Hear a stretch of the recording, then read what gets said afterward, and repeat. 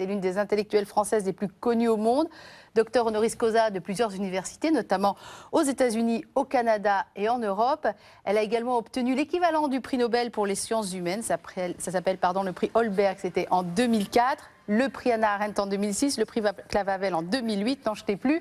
Elle est également l'auteure d'une trentaine d'ouvrages, dont l'un dont nous parlerons plus particulièrement, qui s'appelle Thérèse, mon amour, et qui est dédié à Thérèse d'Avila. J'ai le grand plaisir de recevoir dans cette émission VIP Julia Kristeva. Bonjour. Bonjour. Et en deuxième partie d'émission, nous recevrons Jean-Pierre Denis, qu'on connaît surtout comme le directeur de la rédaction de l'hebdomadaire La Vie, mais que nous découvrirons cette fois-ci en tant que poète. Et oui, mais d'abord, nous allons démarrer cette émission avec vous, Julia. En fait, cette émission, ça va être un portrait croisé aussi de deux femmes, celle que vous êtes, et puis cette rencontre avec Thérèse, rencontre importante au point d'appeler votre livre quand même Thérèse, mon amour. C'est une déclaration d'emblée.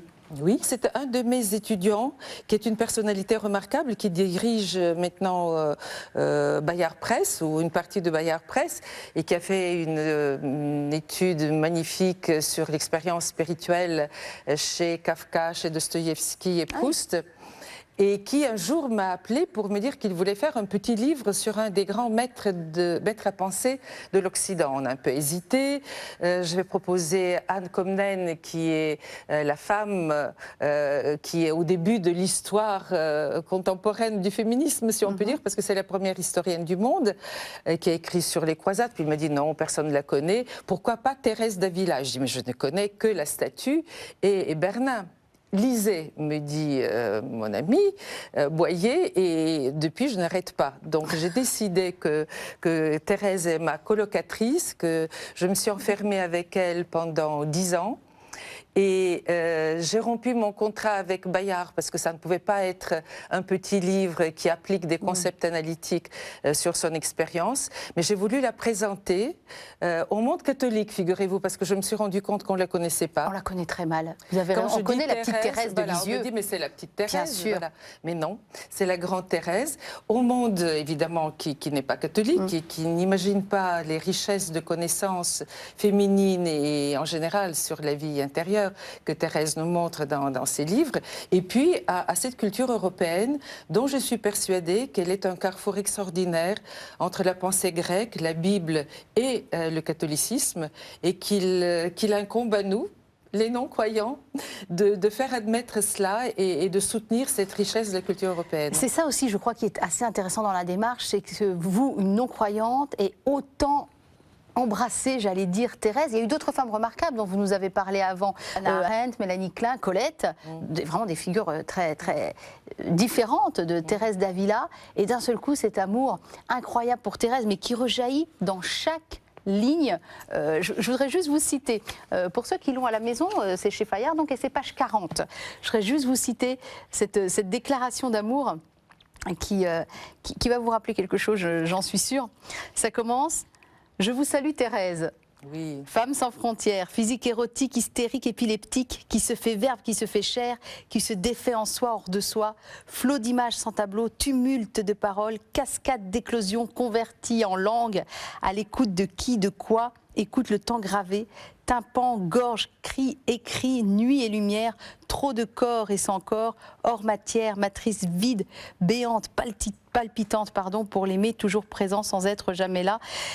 Mais il y a être et être, il est en elle, elle en lui. Voilà, comme c'est une phrase sans fin, je vais m'arrêter là, mais c'est je vous salue Thérèse. Mais merci de cette lecture, parce que vous savez, il y a un projet de faire de ce livre, et plus particulièrement de la dernière partie qui est l'agonie de Thérèse, oui. Où elle se souvient de tous ceux qu'elle a rencontrés. Elle parlera aussi de ceux qu'elle n'a pas rencontrés, mais qui vont parler d'elle jusqu'à Edith Stein. Donc on a un projet de faire une pièce radiophonique, et on cherche une actrice pour la lire. Et donc ça peut être vous. Oui, alors une actrice enceinte alors. Peut-être, ce sera bien. Tant que le projet se monte. Ouais. Non, mais il y a une parole. Et la parole, j'allais dire, c'est un peu votre arme de guerre, votre arme de déclaration aussi, dans tous vos métiers finalement. Oui, bien sûr, je suis de formation linguiste, vous l'avez dit, j'essaye d'écrire aussi de la fiction et je trouve que Thérèse, c'était bien le moment de parler de la parole parce que c'est grâce à la parole qu'elle transcende son mal-être, qu'elle exprime son amour, qu'elle se pose comme femme et qu'elle devient sainte de l'Église en changeant l'ordre du Carmel. En le réformant, oui. Voilà. Parce que c'est la grande réformatrice. C'est une femme qui était très souffrante, qui avait un corps difficile, qui avait fait des crises que les neurologues aujourd'hui, qu'ils soient espagnols ou français, diagnostiquent comme des crises épileptiques et qui étaient sous-jacents à ces états seconds. Mais malgré tout cela, en 10 ans, elle va fonder 17 monastères. Et elle décrit d'ailleurs le mariage spirituel comme obras. Il faut créer, il faut faire des œuvres. Et soi-même, elle se décrit parfois dans sa correspondance, de manière un peu ironique, comme femme d'affaires. Mais cette femme d'affaires est une grande amoureuse et c'est une expérience tout à fait extraordinaire, qui est l'expérience mystique, mais qui évidemment a dans l'histoire du catholicisme plusieurs visages, qu'elle décline d'une manière très féminine et très spécifique, comme un amour de soi à un autre, pas dire le grand autre, qui est évidemment le Seigneur, mais qui est une figure masculine paternelle et qui va devenir aussi dans son expérience à la fois fraternelle, à travers Saint Jean de la Croix et Geronimo Gracián, qui va être son ami et son second un peu dans la fondation du Carmel, mais aussi un autre soi-même, une sorte de masculin féminin qu'elle va chercher au fond d'elle-même. D'ailleurs, on a dit, c'est Huysmans, je crois, de manière un peu caricaturale, mais cela veut dire ce que ça veut dire, qu'elle est le plus viril des moines. Mais en s'adressant à cet autre en soi, qui est son frère, son alter ego, son homme, et l'altérité humaine à laquelle elle s'adresse, elle finit par trouver le Christ au fond de soi-même, dans la 7e demeure. Et c'est cette immanentisation de l'altérité qui va beaucoup m'interroger et que je pense être le fondement de l'humanisme moderne. Donc, le catholicisme est notre ancêtre, à nous les Européens, et il n'y a pas d'humanisme moderne sans une transvaluation, c'est-à-dire sans la connaissance de l'histoire catholique et sans une façon que nous aurons à l'infini d'interpréter, d'adapter cela à la situation de la vie actuelle. Alors Julia Kristeva, puisque vous me tendez la perche, je vais la saisir. Vous parlez d'humanisme, c'est un terme et un discours même que vous avez tenu au moment des rencontres d'Assise en 2011. On a un extrait de vous en train de faire ce discours, un extrait assez court.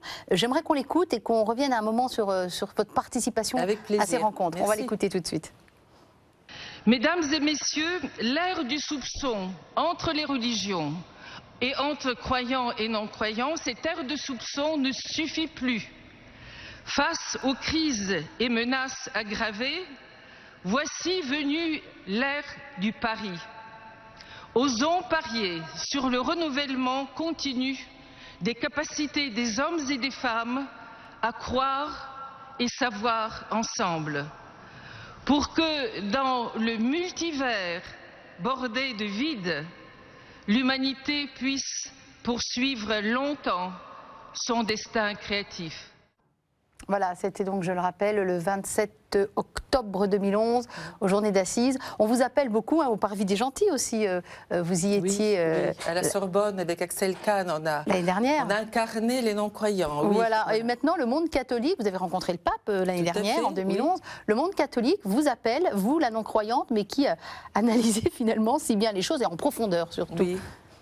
Mais écoutez, moi j'étais très, très surprise et très honorée de cette invitation et de la parole qui m'a été donnée. Il y avait 10 représentants des diverses croyances. Moi j'étais la 10e, c'est-à-dire la non-croyante, et donc 9 autres personnes. J'étais la seule femme évidemment de tout cela. Et d'après ce que j'ai compris, le renouvellement de cet esprit d'assises s'est caractérisé en ceci que pour la première fois, on invite de non-croyants. Et j'étais la chef, entre guillemets, de cette délégation de 4 personnes, dans laquelle il y avait un professeur de philosophie italienne, Enfin, la personne était italienne, mais la philosophie est allemande, il est spécialiste de Hegel. L'ancien directeur, président, je ne sais pas, du Parti communiste autrichien, qui maintenant s'occupe d'une association contre le capital qu'il faut moraliser, voilà, moraliser les banques, et philosophe des médias aujourd'hui mexicains. Donc c'était déjà quelque chose d'assez exceptionnel. Et vous? Et moi, voilà, moi la femme qui présente ça. Mais ce qui m'a surtout impressionné, c'était l'accueil qui nous a été offert par Benoît XVI. Qui a parlé, il s'est trouvé qu'il concluait, donc il devait parler après moi, et en parlant de la paix et de la vérité, il a dit quelque chose qui n'a pas été beaucoup commenté, mais que j'invite nos auditeurs à aller consulter sur le site d'Assise. Je suppose qu'ils trouveront le discours du pape. Il s'est adressé aux non-croyants. Et il a dit que nous sommes sans doute des gens souffrants parce que nous n'avons pas la vraie foi. C'est vrai ? Je ne pense pas, mais je pense que toute recherche de vérité comporte de la souffrance. À ce moment-là, mes collègues commençaient à être un peu inquiets, mais il a continué, et c'est ça qui fait que ce pape est extraordinaire et en effet un philosophe tout à fait actuel. Il s'est adressé aux croyants en disant qu'il faudrait nous prendre un exemple parce que personne n'est propriétaire de la vérité. Et que nous, en interrogeant la vérité, nous les non-croyants, nous faisons de la vérité non pas un absolu, mais un combat et un chemin. Et donc si les croyants n'acceptent pas ce rapport à la vérité, on s'achemine vers la guerre.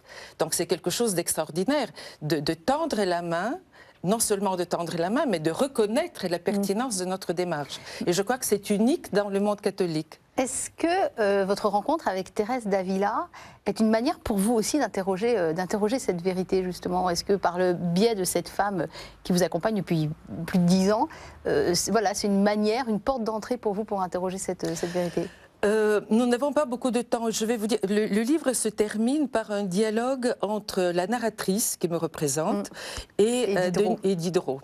Qui avait écrit La religieuse. Qui avait écrit La religieuse, et tout le monde sait que dans ce texte, qu'il n'a pas fini, il cible la foi comme une expérience dogmatique et qui conduit à différents abus.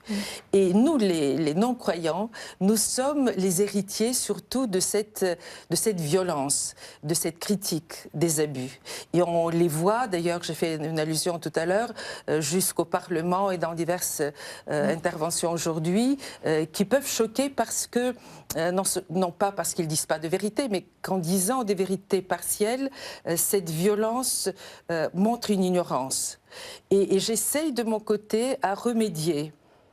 J'essaie de remédier à cette ignorance. Donc Thérèse me permet de faire cela, parce que d'une part, son intérêt pour sa vie intérieure et la place de l'autre aimé à l'intérieur de cette vie amoureuse me paraît une question actuelle. Nous sommes la seule civilisation qui ne sait pas ce que c'est l'expérience maternelle.